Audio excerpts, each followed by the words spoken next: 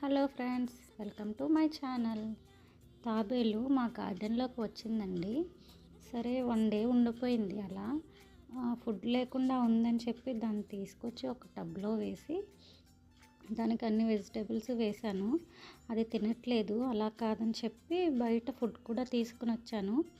అయితే ఆయన ఏం చెప్పారంటే, ఈ పంట పొలాల్లో పెరిగాయి కాబట్టి అది ఓన్లీ నాన్ వెజ్ తింటుందంట, చిన్న చిన్న చేప పిల్లలు తింటుందంట.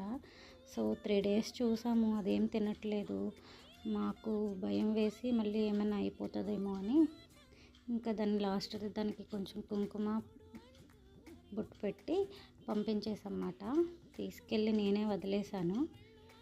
అయితే దాన్ని సేఫ్గా వదులుదాం అనుకుంటే అది జారిపోయింది. అప్పటికే చాలా వర్షం వస్తుంది. ఇంకా తీసుకెళ్ళి వదిలిపెట్టేసాం.